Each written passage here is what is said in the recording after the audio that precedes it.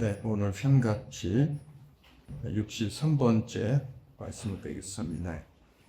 우리가 가지고 있는 교재 제3과 성교의 교재 오늘 6번째 말씀 드리겠습니다.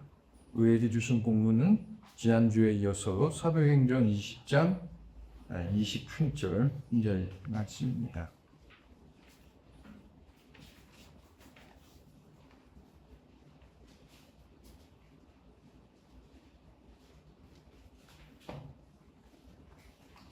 네, 28절 한 절 같이 읽겠습니다.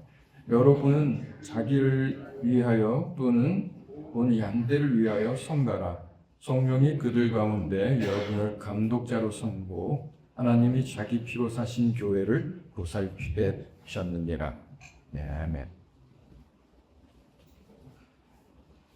우리가 지난 시간에 청같이 성경 연구지 사과 교재 두 번째 과에서 3번 문제 예수님의 피에 대해 성경은 어떻게 증언하고 있는지에 대해서 두 번째 본문인 사도행전 20장 28절 우리가 함께 읽는 본문인데요. 그 본문 속에서 우리에게 주신 그 결론은 뭐냐면 하나님이 자기 피로 사신 교회라는 것이며 우리가 지난 시간에 마태복음 16장 18절을 통해서 내가 이 반석 위에 내 교회, 예수 그리스도의 내 교회를 세우시겠다고 말씀하셨고 또한 사도행전 1장과 2장을 통해서 드디어 교회의 탄생의 모습을 보았습니다. 그리고 오늘 우리가 읽은 본문 사도행전 20장 28절을 통해서 교회의 참 의미, 과연 교회는 어떤 의미인가에 대해서 계속해서 말씀 듣고 있는데 그 교회 의미에 사도 바울을 통해서 성령님께서 그 시대 또한 지금 우리에게 주신 말씀, 즉 그리스도의 보혈의 의미는 피로 사신 교회다 인 것입니다. 보혈, 보배로운 피, 이 피로 교회를 사셨으니 이제 보배로운 그리스도의 교회가 마땅히 되어야 되겠죠. 그래서 28절 본문 속에서 그 그리스도의 보배로운 피로 사신 만큼의 값어치 있는 교회가 되기 위해서는 두 가지, 첫 번째는 삼가고 두 번째는 보살피다. 이 두 가지 대명제, 간절한 부탁, 엄숙한 명령, 두 가지에 대해서 이제 오늘 말씀드리도록 하겠습니다. 사도행전 20장 17절에서는 에베소의 그 지도자들을 그들의 직책을 가리켜 교회 장로다 이렇게 말씀하셨지만은 28절에서는 그 역할에 대해서 강조하면서 감독자로 삼았다 이렇게 말씀하셨단 말입니다. 감독자라고 하는 단어의 뜻이 돌보다, 시중글다라는 뜻이란 말입니다. 예배가 어떤 뜻이죠? 예배. 예배는 이 땅의 가장 최상의 가치를 전능하신 하나님께 올려드리는 것. 이것이 예배죠. 그래서 그 예배의 구체적인 내용이 뭐냐면 수종들이다. 예배는 무엇인가 하면 수종드는 것이, 수종든다는 단어가 어떤 의미인가 하면 종이 주인 식사를 하실 때 정성껏 음식을 준비하고 그리고 주인이 맛있게 드실 수 있도록 잘 날라서 하나하나 잘 보필하는 것, 봉사하는 것, 또 섬기는 것, 그 행위 자체를 수종든다 라고 말하는 거예요. 즉 예배는 가장 최상의 가치를 가진 하나님께 우리가 기꺼이 수종들어서 봉사하고 또한 섬기는 것, 그것이 위로는 하나님이고 또한 옆으로는 사람입니다. 그것이 바로 그리스도의 십자가의 원리라고 우리는 늘 강조하고 있는 것이죠. 그러니 감독자라고 하는 것은 앞에서 무언가 지시하고 사람들을 감시하고 명령하는 역할이 아니라 오히려 기꺼이 무릎을 꿇고 고개를 숙이고 허리를 낮추어 하나님을 수종하고 또한 이 사람에게 시중드는 것입니다. 이게 감독자입니다. 이게 교회의 역할이고 교회를 세우는 귀한 사명자들의 또한 마땅한 의무나 이렇게 말씀할 수 있는 것입니다. 그러므로 감독자다운 사람들이 모인 교회가 바로 피로 사신 교회를 만들 수 있는 아주 최소한의 필요 조건이 되는 것입니다. 감독자로 부르신 이 거룩한 하나님의 콜링에 우리가 어떻게 응답하는가? 과연 하나님을 예배하고 또 사람들에게 섬김과 봉사를 아끼지 않는 그러한 모습으로 우리가 살아가려 하는가? 그리고 그렇게 살아가는가가 곧 피로 사신 교회를 우리가 어떻게 잘 만들어 가고 있는가와 동일합니다. 그런 것입니다. 본문 알려주시죠. 사도행전 10장 11절. 여러분은 자기를 위하여 또는 온 양떼를 위하여 삼가라. 말씀하셨습니다. 우리가 일상에서 삼가라는 단어를 언제 많이 쓸까요? 이 삼가라고 하는 의미는 겸손하고 조심하는 마음으로 정중하게 또 깃을 여기고 삼가, 이렇게 우리가 표현하지 않나요? 언제 많이 씁니까? 장례식에서 많이 쓰죠. 그래서 우리가 보통 삼가 고인의 명복을 빕니다, 이렇게들 많이 냈답니다. 실제로 명복이라고 하는 단어는 윤회 사상에 추천 불교 용어이기 때문에 구태여 기독교식 장례에서조차 명복이라고 표현하는 것보다는 오히려 조의를 표합니다. 이 조의라고 하는 것이 고인의 죽음을 슬퍼한다는 뜻이니까 삼가 고인의 삼가 조의를 표합니다. 이 정도 표현하는 것이 조금 더 적절해 보이지 않던가 생각합니다. 삼가라, 명령력으로 말씀하고 있습니다. 크게 어렵지 않아요. 이 삼가라는 뜻은 주의하고 조심하라는 거예요. 우리가 하나님을 수종하고 수종들고 또한 성도를 섬기고 또 이 땅에 시중드는 구체적인 첫 출발은 조심하고 또 주의하는 거예요.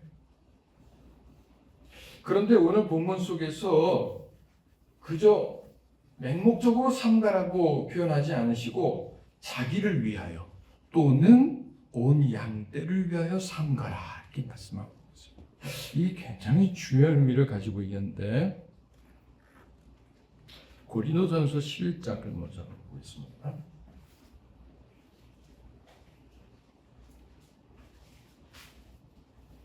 고린도전서 11장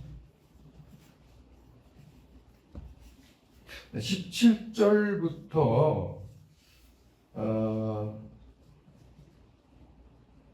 성찬식에 대해서 말하고 있는데 여기 보면은 내가 명하는 이 일에 너희를 칭찬하지 아니하니 이는 너희의 모임이 유익이 못되고 도리어 해로움이야, 이렇게 말하고 있어요. 그 당시 초대교회 당시에 첫 번째 교회 성도들이 생각한 게 뭐냐면요, 예수님께서 우리가 그리스도의 승천을 본 것처럼 다시 오실 것을 볼 수 있다고 생각했어요. 이것은 그 이후에 늘 반복되었던 시한부 종말론이다, 이런 뜻은 아닙니다. 그러나 그들이 분명히 그렇게 들었기 때문에 그들은 그렇게 기대했어요. 또 상당 부분 믿었고요. 그래서 우리가 잘하면 산하신전에 예수님 다시 오시는 거 볼 수 있을 거야. 그 전제가 사실은 예루살렘 교회가 함께 모여 공동체를 이루고 오히려 자신들의 재산을 팔아서 각자 필요에 따라서 나눌 수 있었던 이유이기도 했어요. 그럼에도 불구하고 중요한 것은 예수님의 재림은 언제 오실지 우리에게 있지 않고 그 시와 때와 그 모든 것은 하나님께 있기 때문에 우리는 도적같이 오실 예수님의 재림을 분명히 기대하고 사모하지만 그 때를 정할 수는 없죠. 그러나 초대교회 성도들은 좀 달랐던, 우리가 예수님 승천하신 것을 본 것처럼 다시 내려오신 것도 볼 수 있을 거예요. 부활하신 예수님과 40일 동안 많은 사람들이 또 경험을 해봤기 때문에 예수님의 재림도 그들에게는 꿈과 같은 일이 아니에요. 현실이었고 또 충분히 기대할 만한 일이었어요. 그래서 더욱더 그들은 간절했습니다. 예수님 어서 오시옵소서. 정반대로 그들의 삶은 점점 어려워졌죠. 핍박이 끊임없었고 박해가 더 심해졌습니다. 경제적으로, 사회적으로 참 힘들어졌습니다. 그래서 그들은 동굴에 모이고 가정교회에 모여들어서 그렇게 비밀 집회처럼 숨죽여 마음껏 목소리 높여 찬양도 드리지 못하면서 그들은 공동체를 이루고 이런 생활을 해왔습니다.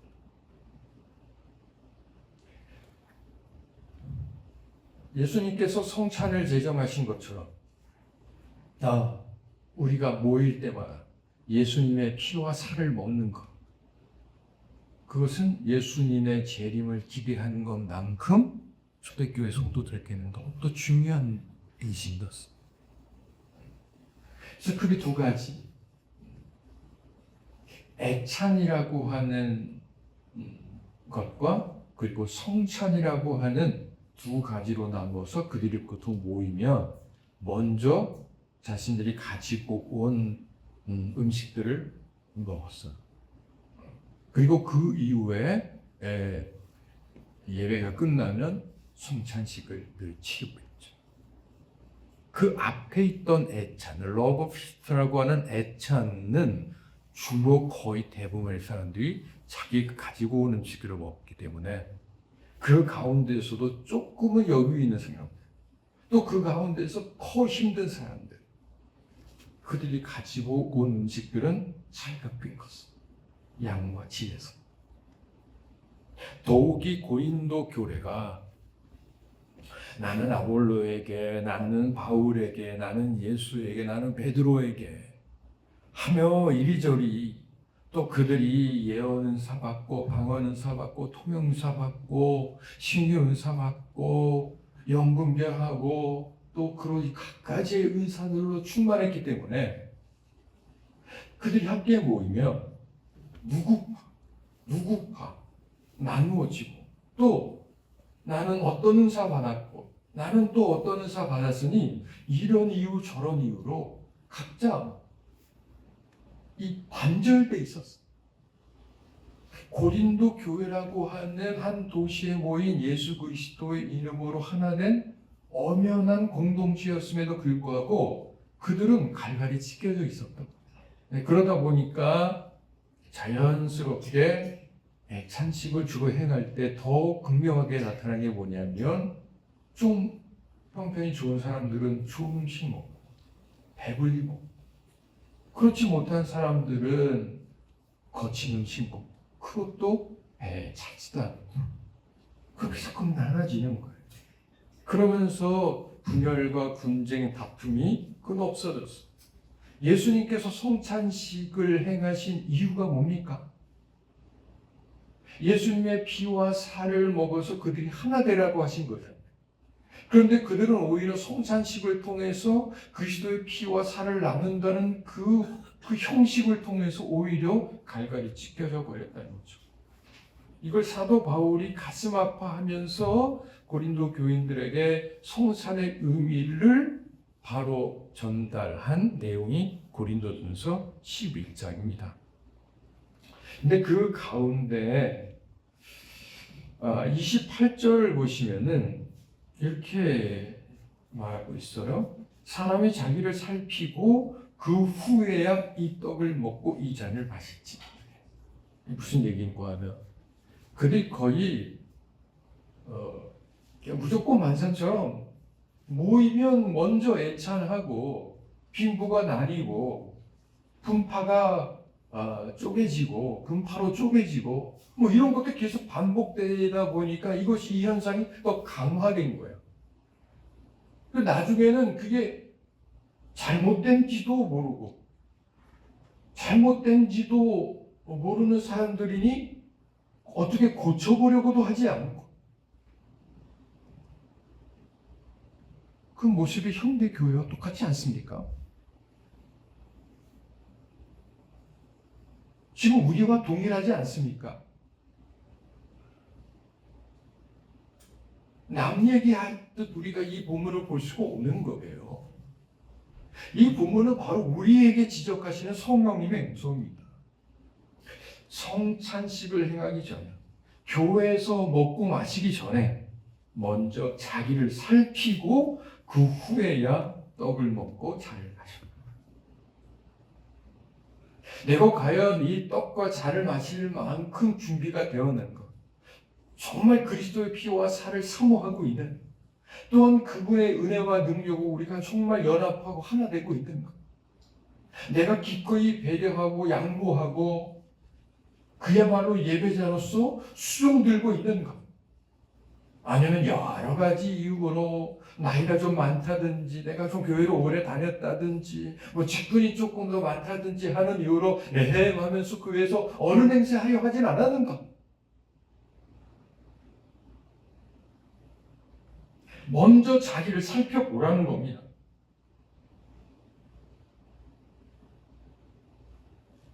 삼가, 자기, 그리고 온 양떼를 위하여 우리가 삼가해야 합니다. 마태복음 10장을 계속해서 보시죠.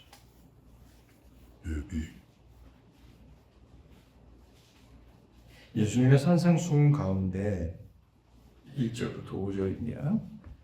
마태복음 7장 1절부터 5절. 비판을 받지 아니하려거든 비판하지 말라. 너희가 비판하는 그 비판으로 너희가 비판을 받을 것이요 너희가 헤아리는 그 헤아림으로 너희가 헤아림을 받을 것이니라. 어찌하여 형제 눈 속에 있는 티는 보고 내 눈 속에 있는 들보는 깨닫지 못하느냐. 보라,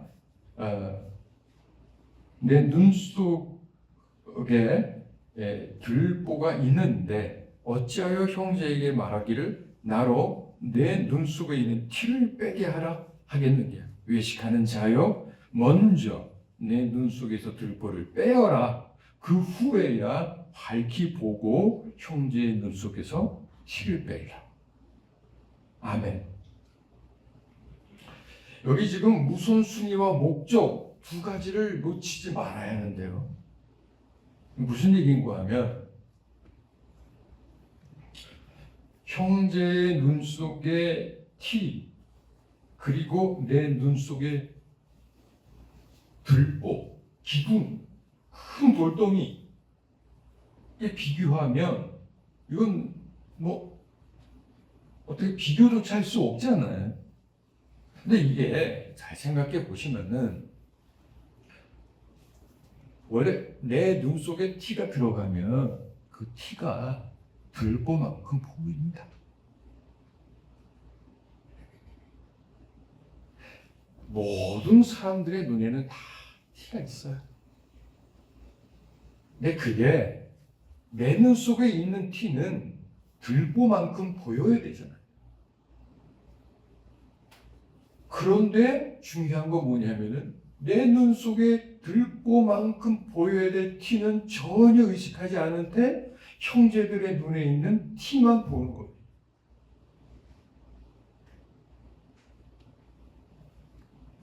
그래서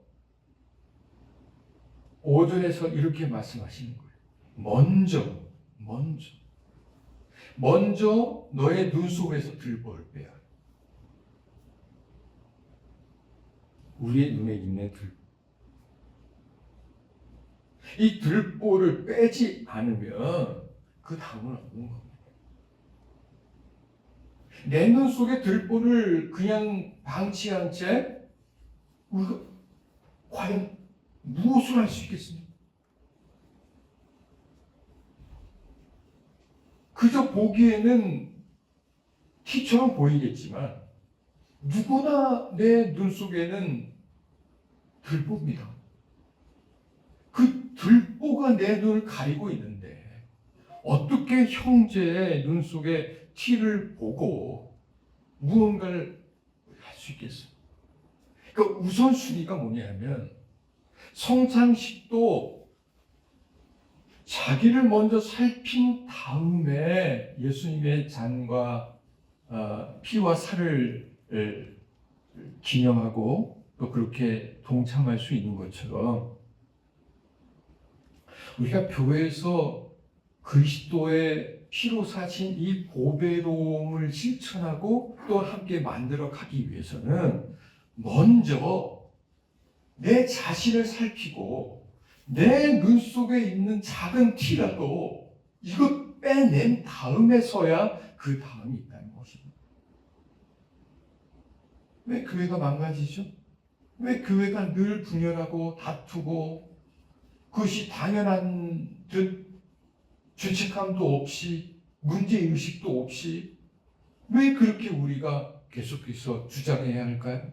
그것은 먼저 내 눈 속에 들보를 빼지 않는 겁니다.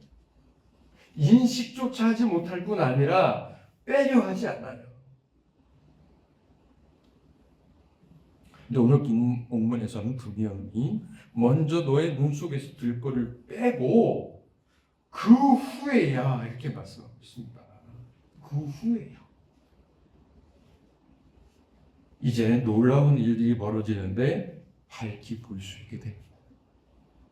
내 눈 속에 들보가 빠져야 이제 우리가 무언가가 보이기 시작하는 것입니다. 진리가, 진실, 정의가 그리고 불법과 거짓이 보이기 시작할 겁니다. 그 후에야 형제의 눈 속에서 티를 빼어줄 수 있을 것이라고 말씀합니다. 즉 순서는 내 눈 속에 있는 들보지만 목적은 형제의 눈 속에 있는 티를 빼주는 겁니다.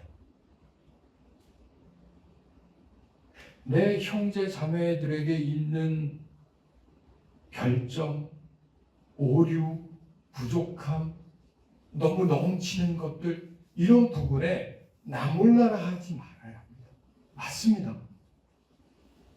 이건 그 사람의 문제가 아니라 우리의 문제일 수 있습니다. 방치해서도 안 되고 또한 외면해서도 안 됩니다. 그런데 문제는 뭐냐면 내 눈 속에 들보를 빼지 않고 형제의 눈 속에 티를 빼려 하니 어떻게 되겠어요? 밝히 볼 수 없게 되어서 결국은 그 사람의 티를 빼주는 게 아니라 도리어 선한 부분, 멀쩡한 부분에게 상처를 주고 그렇게 원하든 원치 않든 끝없이 투쟁하고 분열하고 다투고 이 다툼이 스노우 이펙트처럼 더 눈덩이가 커져서 결국은 어느 순간 아무것도 아닌데 작은 것 그저 지나가면 될 것인데 죽어나 싸우게 되고 목숨 걸고 다투게 된 우리가 뭐냐면 내 눈 속에 들보를 그냥 놔둔 채 형제 눈 속에 티를 빼려고 무언가 하다 보니까 여기서 문제가 시작되는 것입니다. 교회 공동체도 마찬가지입니다. 그래서 삼가해요. 삼가라는 건 하지 말라는 게 아닙니다. 주의하고 조심해야 됩니다. 그리고 먼저 내 자신을 봐야 합니다. 그리고 내 눈 속에 있는 들보, 그것이 아무리 좀 작아 보일 수 있겠지만 이것을 들보만큼 여겨서 정말 목숨 걸고 빼내야 됩니다. 그 후에 그리고 내 가족, 내 이웃, 내 옆에 사람들의 눈에 티를 내줘야, 그래야 우리가 서로 밝히 보고, 그래서 내 가족의 아픔이 저 사람이 왜 힘들어하는지, 왜 저렇게 말하는지, 왜 고통하는지 밝히 볼 수 있어야 그 다음이 있지 않겠습니까? 그래서 피로 사신 교회를 만들기 위해서 첫 번째 우리가 삼가야 합니다. 두 번째는 보살피라는 것이죠. 그 후에야 밝히 보고 형제의 눈 속에서 티를 빼는 것, 이게 보살피는 것입니다. 감독자가 우리를 삼으셨다고 했지 않습니까? 내 가정에 내 아내, 남편, 내 부모, 형제, 자매, 내 자녀, 우리의 동료들, 그들을 우리는 돌보고 그들을 시중 들어야 합니다. 이게 감독자이기 때문에 그렇습니다. 그렇게 우리는 부름 받았기 때문에 그렇습니다. 이것이 하나님 아버지의 마음이기 때문에 그렇습니다. 그런데 오늘 보면 사도행전 20장 29절을 보시면은 너무 가슴 아픈 말씀인데, 내가 떠난 후에 사나운 이가 여러분에게 들어와서 그 양떼를 아끼지 아니하며 말씀하고 있습니다. 내가 또 여러분들을 떠나고 나면 이제 이단과 사기, 거짓교사, 양의 털을 쓴 늑대와 같은 저 이리들이 공동체 안에 들어와서 그 양떼를 아끼지 아니할까라고 말해요. 그런데 그들을 한 단어로 표현하기를 사나운 일이라고 말해요. 사나운 일. 여기서 사납다고 하는 단어에 오해가 먼저 있는데, 뭐냐면 사납다고 하니까 표정이나 태도나 성품이 너무 거칠고 사나워서 한눈에 구분할 수 있는 것이라고 생각할 수 있어요. 그렇지 않습니다. 여기 사납다는 표현은 사람들이 모두가 공유하고 또한 피할 수 없는 두려움, 공포심, 이런 것들을 이용하려는 의도, 그 의도를 사납다고 말해요. 그러니까 이 사납다고 하는 표현은 사악하다는 뜻입니다. 이 사악한 의도를 가지고 접근해서 이제 양떼를 아끼지 아니한다, 이렇게 말하는 겁니다. 이 말씀 앞에 이 땅의 모든 목회자들과 그리고 교회 감독자로 부름받은 모든 성도들은 정말 회개하며 기도해야 합니다. 하나님께 부끄러워야 합니다. 양떼를 아끼지 아니하는 자를, 내 가족을 아끼지 아니하고 내 기분대로, 내 감정대로, 내 판단대로 내 말이 저 가슴 속에 들어가서 죽은 만큼 아프게 하더라도 조금도 마음에 동요 없이 그렇게 사나운 일이죠. 혹시 내가 아끼지 않는 마음이 있는 것. 내 자식을 낙대하고 내 부모를 업신여기고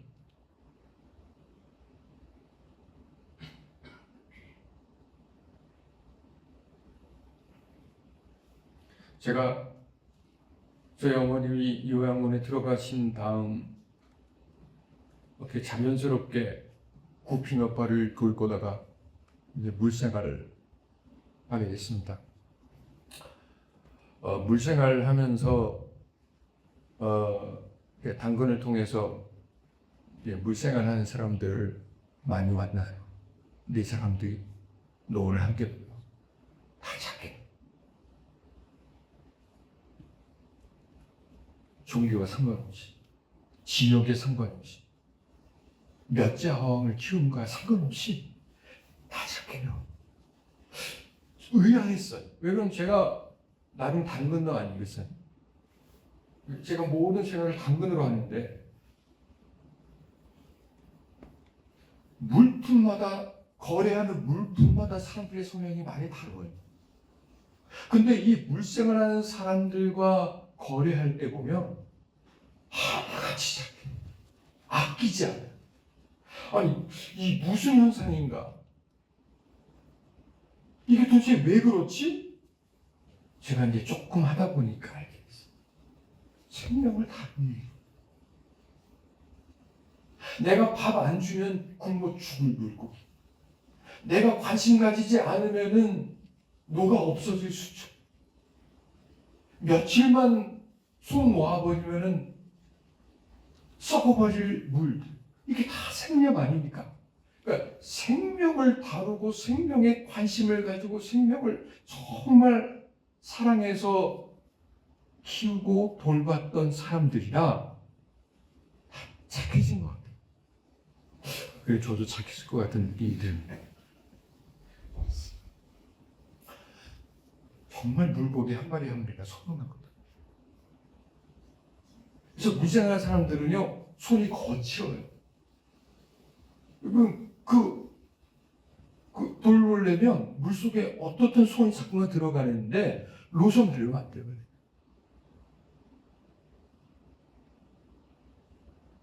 하다못해 물고기 몇 마리 키우려도요 손 거친 거 양보하고 그 몇 마리 행복하게 하기 위해서 조금 덜 자고 용돈 아끼고 하는 거예요. 이게 아끼는 거잖아요. 근데 우리 그리스도의 피로 사신 이 거룩한 교회 성도된 우리가 과연 얼마나 내 배우자를 아끼고 내 가족을 아끼고 내 교회와 성도들과 교우들을 아끼는가 생각해 보면 저는 이 말씀 앞에 머리를 풀 수가 없었습니다. 그 어떤 이유도 어떤 변명도 통하지 않습니다. 사나운 일이다. 양떼를 아끼지 않냐. 이 말씀 앞에 저는 그걸 무너졌습니다. 통곡하지 않을 수 없어. 회개하고 또 회개하고 또 회개했습니다. 여기에 더해서 30절에는 또한 여러분 중에서도 제자들을 끌어 자기를 따르게 하려고 어그러진 말을 하는 사람들이 일어날 줄 내가 아노라. 이 말씀하고 있어요. 사나움 이기 같은 자들, 거짓 교사들, 그들이 악한 의도를 가지고 이 공동체 안에 들어와서 성도들에게 접근해서 그분들을 아끼지 아니하고 오직 자기의 사욕을 따라서 여기 30절 보면은 제자들을 끌어 자기를 따르게 한다는 표현을 하잖아요. 제자가 어떤 사람들입니까? 예수님밖에 몰라서 오직 그리스도를 따르며 그분을 닮아가는 사람들. 그게 제자 아니에요. 그러니까 우리 제자된 성도들은 누구만 따라가야 돼요? 예수님만 따라가야 되는데 정면으로 배치되어 이 사나운 이와 같은 자들은 제자들을 끌어 자기를 따르게 합니다.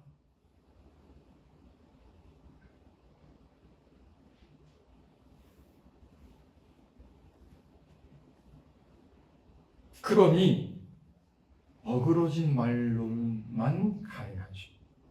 즉 진리와 정의와 또는 하나님의 거룩한 마음으로는 그들 꿈에도조차 경험해 본 적이 없는 사람들이기 때문에 오직 악한 의도와 아주 사사로운 이익 때문에 교회와 성도들을 대하다 보니 사납게 될 수밖에 없고 예수님을 따르지 말고 자기만을 따르라고 말하게 되는지. 그래서 여기 어그러진 말이라고 말하잖아요. 어그러진 말. 이 어그러진 말이라고 하는 게 뭐냐면 균형 잡히지 않은 극단적으로 치우친 가르침입니다. 성경은 우리를 아주 균등하고 또 아주 균형 잡힌 삶으로 만들어 줍니다. 한때 교회가 치우쳐서 수많은 성도들을 교회밖에 모르는 사람들로 만들어 버린 적이 있어요. 교회의 충성도가 곧 믿음이라고 가르친 적이 있습니다. 그렇지 않습니다. 교회밖에 모르고 교회가 모든 삶의 중심이고 교회 밖에는 더 이상 어떤 관계도 어떤 만남도 없이 만들어 버리고 마니까 세상 속에서 성처럼 바뀌어 버리잖아요. 그러니까 어디 가든 교인들이 따돌림을 받고 외면받을 수밖에 없는 이유가 뭐냐면 성도들은 교회밖에 몰라야 된다고 가르쳤기 때문입니다. 그렇지 않습니다. 성도는 예수님밖에 모르고 그래서 사랑밖에 모르는 사람들이 되어야 하는 겁니다. 교회는 건물일 뿐이에요. 교회가, 즉 순환고개적인 교회가 진심으로 예수님께서 나의 교회라고 말씀하신 이 영적 공동체가 되기 위해서는요, 정말 엄격한 자기 점검을 통해서 균형 잡힌 삶. 그래서 내가 경제적으로나 사회적으로나 문화적으로나 많은 사람들을 만나고 닫힌 사고방식으로 이건 안 되고 저것도 안 되고 모두가 안 되는 사람들이 아니라 오히려 그리스도의 이름으로 기꺼이 수용할 수 있는 사람들. 비록 나는 안 하지만 기꺼이 다른 사람들을 내 마음속에 품을 수 있어야 되지 않겠습니까?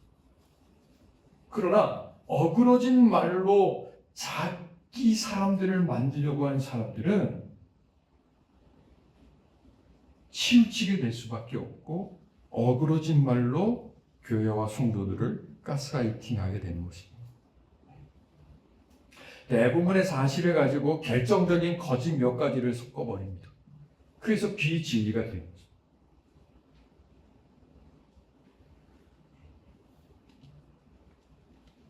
민수기서 11장 4절부터 6절을 꼭 찾아보시기를 바라는데 그 장면을 보면은 원래 이스라엘 사람들이 아닌 사람들도 출애굽할 때 많이 따라봤지 않습니까? 그러니까 그 사람들은 사고방식과 어떤 그 인식의 체계가 상당히 다르죠. 그래서 뿌리 깊이 유대화되지 않은 사람들이 이제 주동이 돼가지고 사실은 우리가 고기 먹고 싶은데 이렇게 사단을 만들어 버린 겁니다. 그런데 어떻게 됐습니까? 결국 그것이 전염돼서 온 이스라엘 사람들이 고기 먹고 싶다 하다가 결국 하나님 원망하고 은혜로 주신 만나를 불평하고 말지 않습니다. 육신의 욕망을 불러일으키는 이게 어그러진 말이에요. 교회가 너무도 오랜 세월 동안 영적인 것에 관심 갖지 않고 오직 이 땅의 것에만 주목하겠습니다. 그래서 복 받는 게 믿음의 없을 가겠습니다. 그것이 곧 돈이고 명예고 높아지는 것이고 남들보다 더 알려지는 것이라고 생각합니다. 이 정도는 믿지 않는 사람들과 똑같은 거 아니에요? 믿지 않는 사람들도 자기를 사랑하는 사람은 사랑한다고 예수님 말씀하셨는데 우리는 그 정도도 못하는 겁니다. 나를 사랑하는 사람들도 내 기준에서 엄격하게 쳐내는 사람들은 아니에요. 이렇쿵 저렇쿵 이거 너는 이거 해서 난 내 마음에 안 들고 넌 저거 해서 내 기준에 안 되고 그러니까 세상 사람들은 다 천에 이익도 있는 사람들이지 수용하고 감싸고 품어줄 사람들이 아닌 거예요. 그러니까 어때요? 다 보면 내 눈 밖에 다 내 눈 밖에 나와버렸어 사람들이. 아 저 사람은 또 이 사람은 다 내 눈 밖에 나와버렸어요. 그러니까 내 마음에 사람이 없어요. 그러니까 너 외로운 거예요. 그러니까 그 외로움을 따른 거예요.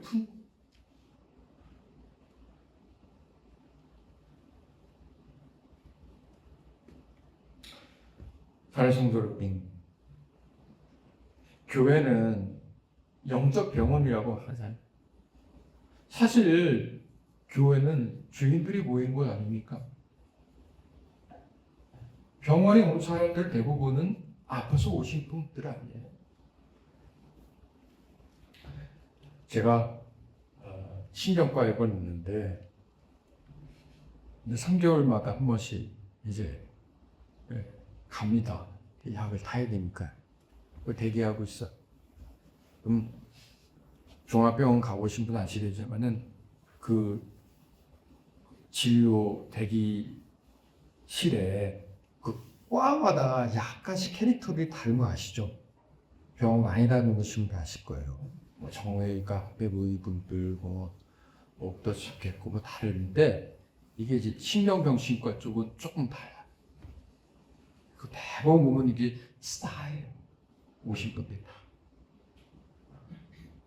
근데 그 중에 한 분도 제 옆에 앉으신 한 60대 후반 되신 분인데 한눈에도 약간 쌀이라 혼잣말 하시고 뭐 이러시다가 이제 진료 들어가셨어요.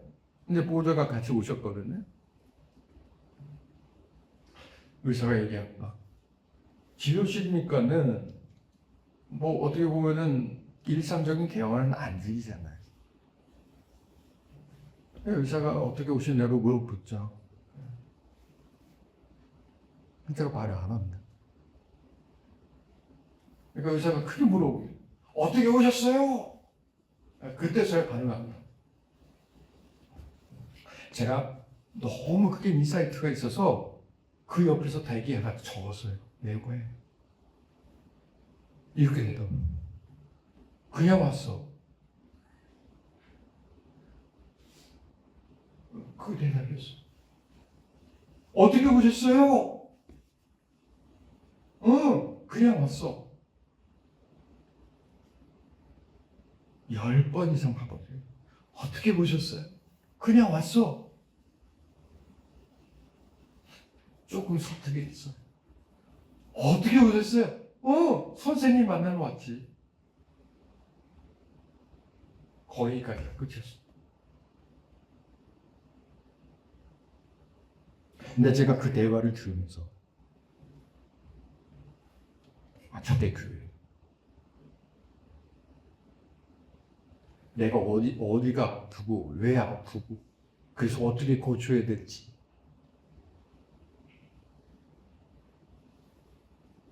그 아시는 분들도 계시잖아요. 내 병은 내가 살아나 병.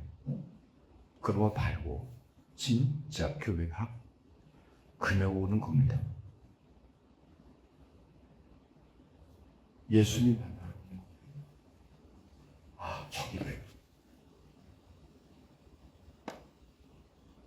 교회가 필요한 사람, 그리스도의 보배로운 피로 사신 교회가 필요한 사람들이 누군가? 그냥 온 사람들이에요. 예수님 만나러 온 사람들. 그 이상으로 그 이하고 하네.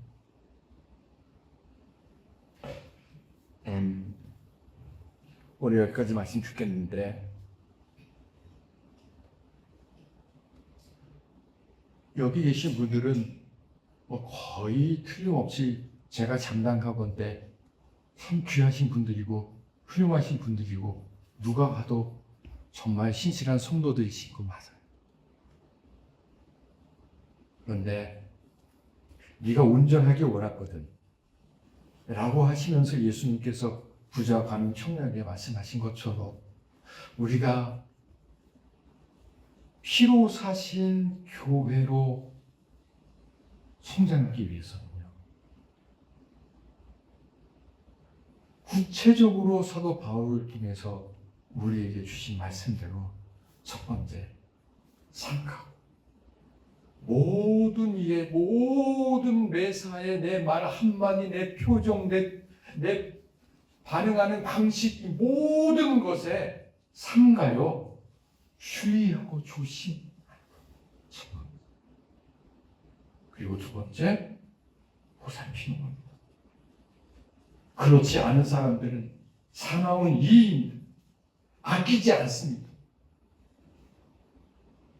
그리고 내 말 들으라고, 내 주장이 맞다고 그러면 내 앞에 무릎 꿇어 명령합니다.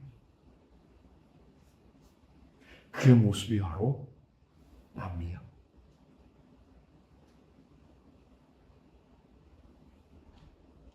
하나님께서 우리를 피로 사신 교회로 변화시키시고 그렇게 성장시키시길 간절히 바랍니다.